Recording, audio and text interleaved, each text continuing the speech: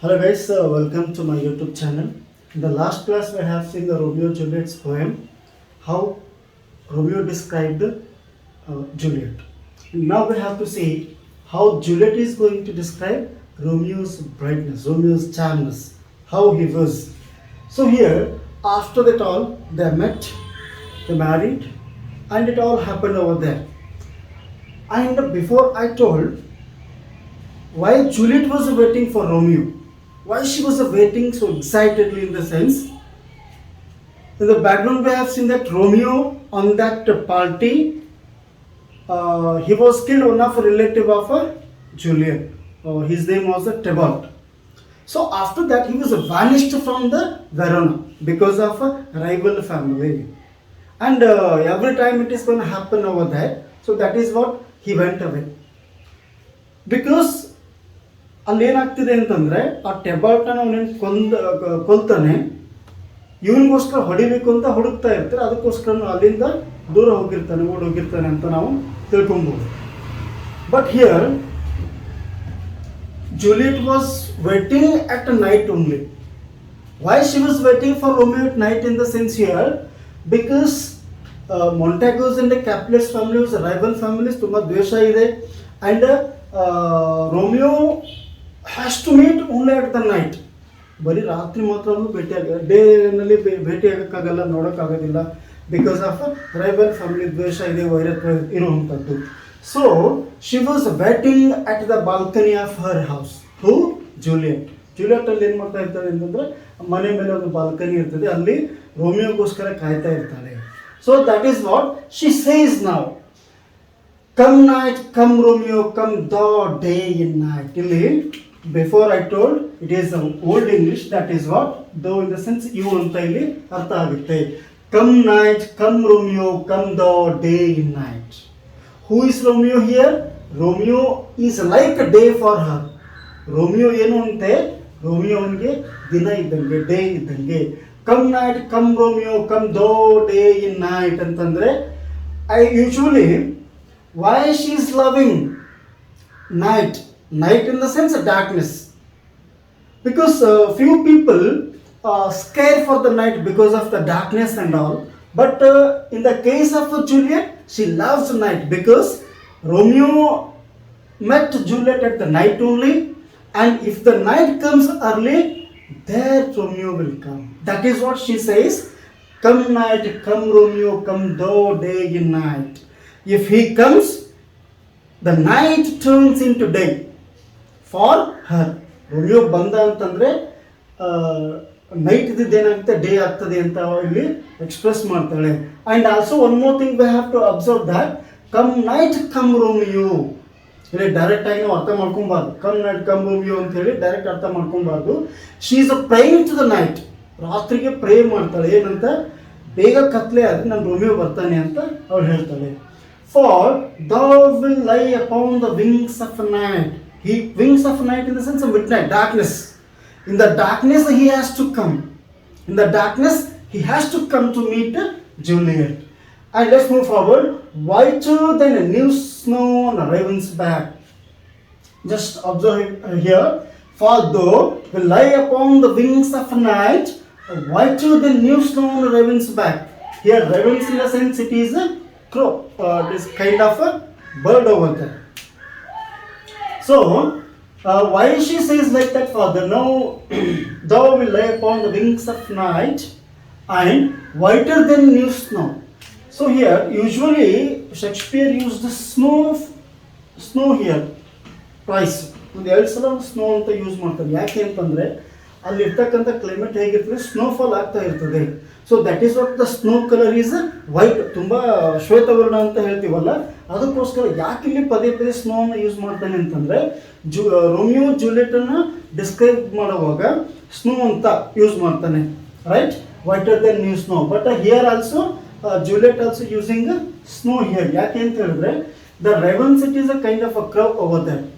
ಆ ಸ್ನೋ ಏನಿರ್ತದೆ, ಆ ಸ್ನೋ ಮೇಲೇನು ಒಂದು ರೆವನ್ಸ್, ಬ್ಲ್ಯಾಕ್ ಬರ್ಡ್, ಕ್ರವ್, ಆ ರೆಕ್ಕೆಗಳ ಮೇಲೆ ಏನು ಬಿದ್ದಿರ್ತದೆ, ಸ್ನೋ ಬಿದ್ದಿರ್ತದೆ. ಅದು ಅಫ್ಕೋರ್ಸ್ ಇಟ್ ಈಸ್ ಡಾರ್ಕ್, ಕತ್ಲೆ ಇರ್ತದೆ, ಕಪ್ಪಗಿರ್ತದಲ್ಲ, ಆ ಕಪ್ಪು ವರ್ಣದ ಒಂದು ಬರ್ಡ್ ಮೇಲೆ ಸ್ನೋ ಬಿದ್ದಾಗ ಎಷ್ಟು ಎದ್ದು ಕಾಣುತ್ತಲ್ಲ ಅದೇ ರೋಮಿಯೋ ಅಂತ ಇಲ್ಲಿ ಹೇಳ್ತಕ್ಕಂಥ ಪ್ರಯತ್ನ ಅಂದರೆ ಡಿಸ್ಕ್ರೈಬ್ ವರ್ಣನೆ ಮಾಡ್ತಾನೆ ಅಂತ ಹೇಳ್ಬೋದು. Thou will lie upon the wings of night whiter than new snow. Romeo ಹೆಂಗಂತೆ ಸ್ನೋ ಅಂತಂದ್ರೇನು ವೈಟ್ ಕಲರ್ ಶ್ವೇತವರ್ಣ ಇರ್ತದೆ. ಸೊ ಇಲ್ಲಿ ಆ ಕಪ್ಪು ಒಂದು ಪಕ್ಷಿ ಮೇಲೆ ಹೇಗೆ ಅದು ಸ್ನೋ ಬಿದ್ದಾಗ ಎದ್ದು ಕಾಣುತ್ತಲ್ಲ ಅದೇ ರೋಮಿಯೋ. ಹೇಗಿರ್ತಾನೆ? Whiter than new snow. ತುಂಬ ಫ್ರೆಶ್ ಆಗಿರ್ತಕ್ಕಂಥ ಒಂದು ಶ್ವೇತವರ್ಣದ ಸ್ನೋ ಏನಿರ್ತದೆ ಅದಕ್ಕಿಂತ ವೈಟ್ ಯಾರು ಅಂತ ಇಲ್ಲಿ ರೋಮಿಯೋ ಅಂತ ಜೂಲಿಯಟ್ ಹೇಳ್ತಾರೆ. Come gentle night, come loving the black browed night. Come gentle night. She is praying. She is praying to the night that ಬೇಗ ಕತ್ಲೆ ಆಗಬೇಕು, ರೋಮಿಯೋ ಬರಬೇಕು to meet Juliet. Come gentle night, ನೈಟ್ಗೆ ಕತ್ಲೆಗೆ request ಮಾಡ್ಕೊಳ್ತಾಳೆ. Come loving black browed night. Night ಅಂದ್ರೆ ಏನು? ಕತ್ಲೆ, ಡಾರ್ಕ್ನೆಸ್ ಇರ್ತದೆ. ಮತ್ತೆ ಹಾಕೋದಕ್ಕೆ ಬ್ಲ್ಯಾಕ್ ಬ್ರೌಡ್ ಅನ್ಬೇಕು ಅಂತಂದ್ರೆ because he is using some different kind of words to pray night to bring back Romeo, to bring back Romeo here. Give me my Romeo, and when I shall die, take him and cut him out in the little stars. ಕತ್ಲೆಗೆ ಹೇಳ್ತಾಳೆ ಏನಂತ? ಎಂಥ ಕತ್ಲೆ ಅದು? Black browed night. ಬ್ರೌ ಅಂತಂದ್ರೆ eyebrow ಅಂತ ಇಲ್ಲಿ ಹೇಳ್ತೀವಿ ನಾವು. ಸೊ ಇಲ್ಲಿ ಬ್ಲ್ಯಾಕ್ ಬ್ರೌಡ್ ನೈಟ್ ಅಂತಂದರೆ ಒಂದು ಅದಕ್ಕೆ ವರ್ಣನೆ ಮಾಡಬೇಕು.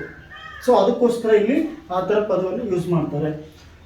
Give me my Romeo, bring back my Romeo. ಯಾರಿಗೆ ಹೇಳ್ತಾಳೆ? ನೈಟಿಗೆ ಹೇಳ್ತಾಳೆ, ನೈಟಿಗೆ, ಡಾರ್ಕ್ನೆಸ್ಗೆ. Give me my Romeo and when I shall die. ಬೇಗ ಕತ್ಲೆ ಆದರೆ ರೋಮಿಯೋನ ನೋಡಕ್ಕೆ ಬರ್ತಾನೆ, ನೀನು ಬೇಗ ಕತ್ಲೆ ಆಗಬೇಕು. ಅದಕ್ಕೆ ಡಾರ್ಕ್ನೆಸ್ಗೆ ರಿಕ್ವೆಸ್ಟ್ ಮಾಡಿಕೊಂಡು ನನ್ನ ರೋಮಿಯೋನ ಬೇಗ ಕರ್ಕೊಂಡು ಬಾ ಅಂತ ಹೇಳ್ತಕ್ಕಂಥ ಒಂದು ಪ್ರಯತ್ನ. Let's move. Take when I shall die take him and cut him out in little stars. ಅಕಸ್ಮಾತ್ ನಾನೇನಾದರೂ I refer to Juliet. ನಾನೇನಾದರೂ ಸತ್ರೆ take him and cut him out in little stars. ಯಾರಿಗೆ ಹೇಳ್ತಾಳೆ? To the night after Juliet's die. If ಅಕಸ್ಮಾತ್ ನಾನೇನಾದರೂ ಸತ್ರೆ take him and cut him out in little stars ಅಂದರೆ ಅವನ ಮೇಲೆ ದ್ವೇಷ ಅಲ್ಲ, ಕತ್ತರಿಸು. ಇಲ್ಲಿ ಕಟ್ ಹಿಮ್ ಔಟ್ ಅಂತಂದರೆ ಕತ್ತರಿಸು ಅಂತಲೇ ಆಗ್ತದೆ. ಬಟ್ ಆದರೆ it does not mean that she is a cruel, ತುಂಬ ಕ್ರೂರಿ ಅದಾಳೆ ಅಂತ ಅಲ್ಲ. ಇಲ್ಲಿ ಹೇಗೆ ಕಂಪ್ಯಾರಿಸನ್ ಹೊಗಳುತ್ತಕ್ಕಂಥದ್ದು ವರ್ಣನೆ ಹೇಗೆ ಮಾಡ್ತಾಳೆ ಅಂತಂದರೆ when I shall die take him out and cut him out in little stars. Make my Romeo, take my Romeo. ಯಾರಿಗೆ? ನೈಟಿಗೆ. ರಾತ್ರಿ ನೀನು ಏನು ಮಾಡಬೇಕು ಅಂತೆ? ರೋಮಿಯೋನನ್ನು cut him out in little stars. ಅವನನ್ನು ಪೀಸ್ ಆಗಿ ಕಟ್ ಮಾಡಬೇಕು in the little pieces and he has to make a star. ಅವನು ಏನಾಗಬೇಕು ಅಂತೆ? ಸ್ಟಾರ್, ನಕ್ಷತ್ರಗಳಾಗಿ ಪರಿವರ್ತನೆ ಆಗಬೇಕು ಅಂತ ಹೇಳ್ತಾರೆ. Take him and cut him out in little stars. ನಕ್ಷತ್ರಗಳಾಗಿ ಬದಲಾಗಬೇಕು. ಇದು ಜೂಲಿಯಟ್ ಹೇಳುವಂಥದ್ದು. And he will make the face of heaven so fine. ನೀನೇನಾದರೂ ರೋಮಿಯೋನನ್ನು ಸ್ಟಾರ್ಸಲ್ಲಿ ಪರಿವರ್ತನೆ ಮಾಡಿದ್ರೆ he cut him and you have to fix on the sky. ಆಕಾಶದಲ್ಲಿ ಆಕಾಶ ಕಾಯಿಗಳೇನಿರ್ತದೆ like stars, planets, sun, moon, ಈ ಎಲ್ಲ ಇಲ್ಲಿ ಫಿಕ್ಸಪ್ ಆಗ್ತದೆ. ಇದು ಇಲ್ಲಿ ಆಕಾಶ ಕಾಯಗಳು ಅಂತಂದ್ರೆ ಎಲ್ಲನೂ ಬಂತು, right. And one more thing we have to observe. Come night come Romeo ಅಂತ ಇಲ್ಲೇನು ಹೇಳಿದ್ದೆ? ರೋಮಿಯೋ ಬಂದರೆ ಏನಾಗುತ್ತೆ? ನೈಟ್ ಇದ್ದಿದ್ದು ಡೇ ಆಗುತ್ತೆ. ಅಂದರೆ it is compared to the sun. ಅಂದರೆ ಇಲ್ಲಿ ಅವನು ಸೂರ್ಯ ಆದ, ನಕ್ಷತ್ರ, ಆಕಾಶ ಕಾಯಗಳಲ್ಲೆಲ್ಲ ಅವನೇನಾಗಬೇಕು? ಫಿಕ್ಸ್ ಆಗಬೇಕು. ಆ್ಯಂಡ್ ಅವನೇನಾದರೂ ಸೂರ್ಯ ನಕ್ಷತ್ರಗಳಾಗಿ ಪರಿವರ್ತನೆ ಆದರೆ he will make the face of heaven so fine. Romeo ಅಕಸ್ಮಾತ್ ಅವನೇನಾದರೂ ನಕ್ಷತ್ರಗಳಾಗಿ ಪರಿವರ್ತನೆ ಆದರೆ ಅವನು ಏನು ಮಾಡ್ತಾನಂತೆ? He will make the face of heaven so fine. Heaven, ಸ್ವರ್ಗ, ಆಕಾಶ, ಅದನ್ನೇನು ಮಾಡ್ತಾನಂತೆ? ತುಂಬ ಚೆನ್ನಾಗಿ ಅವನು ಅದನ್ನು ಪರಿವರ್ತನೆ ಮಾಡ್ತಾನೆ. Because he has to make a star over there. That all the world will be in love with night. If he turns into the stars, if he turns into the sun and all the world will be in love with the night. ಅಕಸ್ಮಾತ್ ಅವನೇನಾದರೂ ನಕ್ಷತ್ರಗಳಾಗಿ, ಸೂರ್ಯ ಆಗಿ ಹೊಳೆಯೋ bright ಸೂರ್ಯನಾಗಿ ಅವನು ಪರಿವರ್ತನೆ ಆದರೆ all the world will be in love with night. ಎಲ್ಲ ಜನರು ಆ ಆಕಾಶವನ್ನು ಪ್ರೀತಿಸ್ತಾರೆ, ನಕ್ಷತ್ರಗಳನ್ನು ಪ್ರೀತಿಸ್ತಾರೆ. ಯಾಕೆ ಪ್ರೀತಿಸಬೇಕು? ಇವಾಗಲೂ ಇದೆಯಲ್ಲ, ಸೊ ಇವಾಗಲೂ ನಾವು ನೈಟ್ ನೋಡಿದ್ರೆ ಅದೇ ಮೂನ್ ಇರ್ತದೆ, ಅದೇ ಸ್ಟಾರ್ಸ್ ಇರ್ತದೆ, ಡೇಲ್ ಅದೇ ಸನ್ ಇರ್ತದೆ. But in this case Romeo has to be like that. Romeo ಏನಾಗಬೇಕು?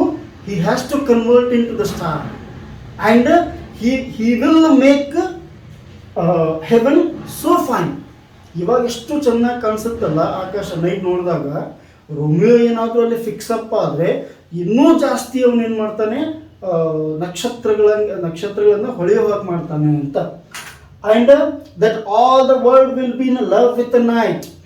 ಜನರೆಲ್ಲ ನೈಟ್ ಪ್ರೀತಿಸೋದಿಲ್ಲ. ಏನಕ್ಕೆ ಅಂತಂದರೆ because of maybe darkness and ಏನು ಕೆಲಸ ಇರೋದಿಲ್ಲ, something like that. But in this case, if Romeo ಆ ನಕ್ಷತ್ರಗಳು ಮಾಡ್ತಕ್ಕಂಥ ಕೆಲಸ ಏನು ಮಾಡ್ತಾನೆ, ರೋಮಿಯೋ ಮಾಡ್ತಾನೆ. ಅದಕ್ಕೋಸ್ಕರ ಕೆಳಗೆ ನಿಂತ್ಕೊಂಡು ನೋಡುವಾಗ ಎಲ್ಲ ಜನ ಏನಂತಾರೆ, ಮೊದಲು ಹೇಗಿತ್ತು ಇವಾಗ ಇನ್ನೂ ಜಾಸ್ತಿ ಚೆನ್ನಾಗಿ ಕಾಣಿಸ್ತಿದೆ ಅಂತೇಳಿ ಹೊಗಳ್ತಾರೆ ಅನ್ನುವಂಥದ್ದು ಒಂದು ಪ್ರಯತ್ನ.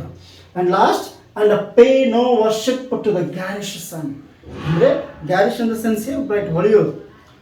If Romeo convert into the stars and sun and all, ಸೂರ್ಯ ಎಷ್ಟು ಹೊಳಿತಾನೆ ಅದಕ್ಕಿಂತ ಜಾಸ್ತಿ ಪ್ರಕಾಶಮಾನವಾಗಿ ಬ್ರೈಟ್ ಆಗಿ ರೋಮಿಯೋ ಹೊಳಿತಾನೆ ಅಂತ ಜೂಲಿಯಟ್ ಹೇಳ್ತಾರೆ. Because it is a wonderful comparison.